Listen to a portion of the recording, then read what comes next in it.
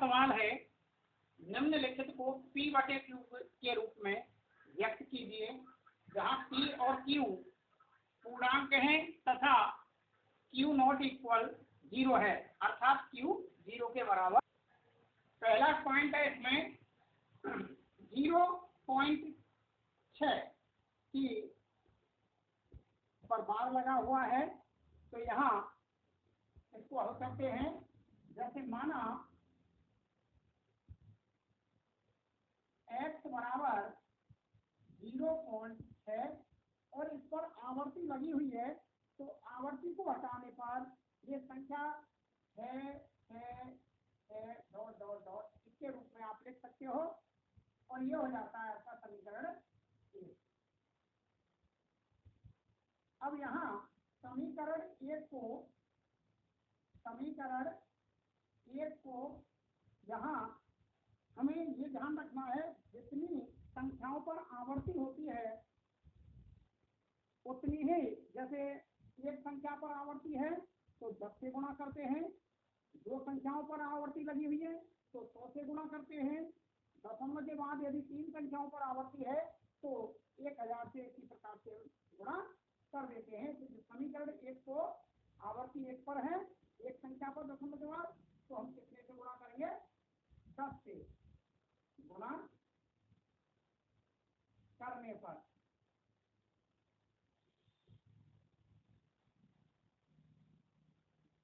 यहाँ 10 से गुणा करेंगे इसे, तो 10 का गुणा x से करें, यानी दोनों पक्षों में करना है। यहाँ लिख सकते हैं दोनों पक्षों में 10 का गुणा x से करें तो 10x बराबर 10 का गुणा x से करें तो 6.666 डॉट डॉट डॉट समीकरण नंबर 2 हो जाता है। यानी 10 का गुणा इस संख्या से करें तो यहाँ एक छोड़ करके दशमलव यानी 6.666।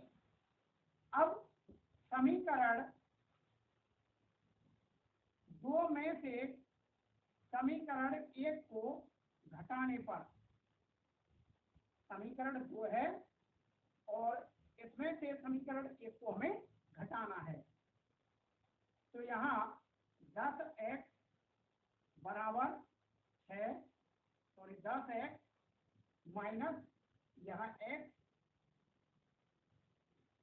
बराबर 6.666 माइनस 0.666।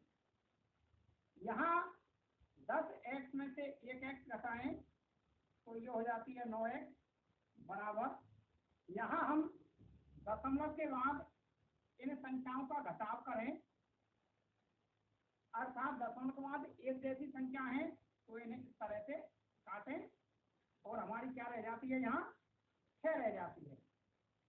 अब x बराबर, यानी इसको ऐसे भी कर सकते हो कि दशमलव के बाद जितने अंक हैं उनको सीधा काट दें घटाने पर। और इसकी दूसरी विधि है, जैसे 6.666 और 0.666 घटाने पर 6.000 इस तरह से ये हमें क्या बचता है? 6 बचता है। यहाँ 6/9 यानी 9x बराबर 6 है, तो ये बटे में 9 चला जाता है। अब इसको हम काटते हैं, 3 दूनी 6, सर स्थिरांक दिया 9 और 3 दूनी 6, तो x बराबर 2/3, यानी यहाँ इसने पूछा है P/Q के रूप में, तो यहाँ P/Q के रूप में यानी अंश और हर के रूप में है। यहाँ दूसरा पॉइंट है 0.47। अब यहाँ भी इस प्रकार से माना x बराबर 0.4। अब क्योंकि हम देखें 7 पर आवर्ती लगी हुई है, इसलिए 7 को ही हम बार बार उसकी पुनरावृत्ति करें। 7 7 7 समीकरण नंबर 1। यहाँ समीकरण 1 को, जैसे मैंने अभी थोड़ी देर पहले उस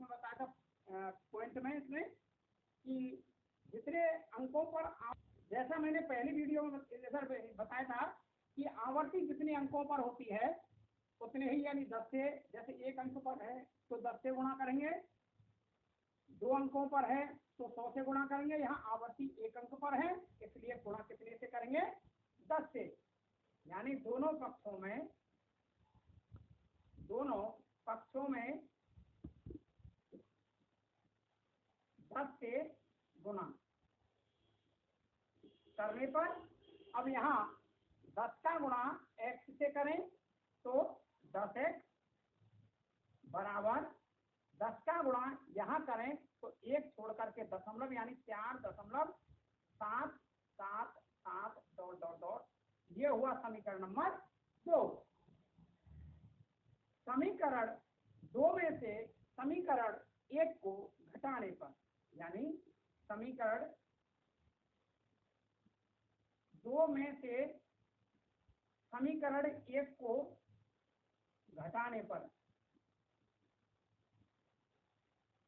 यहाँ समीकरण 2 में है 10x और समीकरण 1 में है x बराबर, समीकरण 2 में है 4.777 ... माइनस यहाँ है समीकरण 1 में 0.477 ...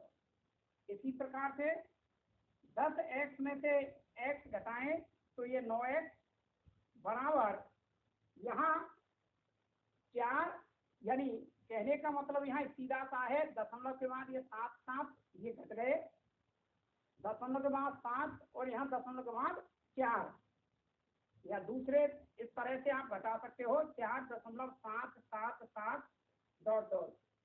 और ये 0.477 ... घटाने पर 0 7 में से 4 घटाने पर 3, यहाँ दशमलव और ये 4, यानी 4.3 घटाने पर 4.3, यहाँ x बराबर 4.3/9। अब यहाँ दशमलव को हटाने पर, दशमलव हटाएं तो 1 0 बढ़ा देते हैं क्योंकि दशमलव के बाद 1 अंक है, तो यहाँ 43/90, यानी अंश और हर, यानी p/q के रूप में ये हमारी संख्या आ गई। इसमें तीसरा पॉइंट है, यानी 0.00 यानी 0.001 और इस पर लगी हुई है आवर्ती। तो यहाँ माना x बराबर, इस आवर्ती को हटाने पर 0.001 ... आप ऐसे भी कर सकते हो, समीकरण नंबर 1 है ये। अब यहाँ समीकरण 1 को आवर्ती कितने अंकों पर है, 3 अंकों पर, समीकरण 1 को 1000 से गुणा करने पर, समीकरण 1 को 1000 से गुणा करने पर,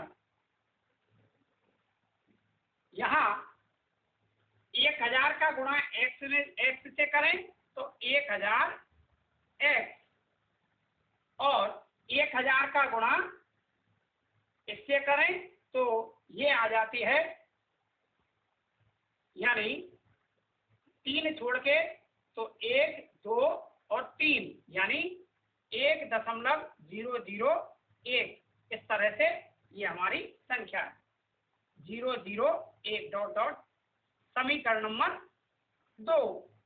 अब समीकरण 2 में से समीकरण 1 को घटाने पर, समीकरण 2 में से 1 को घटाने पर, समीकरण 2 में यहाँ क्या है, 1000x और यहाँ x बराबर, यहाँ 1.001 और यहाँ 0.001 डॉट डॉट आगे ऐसे भी लिख सकते हैं। यहाँ 1000 में से 1 घटाने पर हमें प्राप्त होती है 999। x बराबर यहाँ घटाने पर ये संख्याएं कट जाती हैं और यहाँ बचता है 1, तो x बराबर 1/999। इस प्रकार ये हमारी P/Q के रूप में प्राप्त हुई।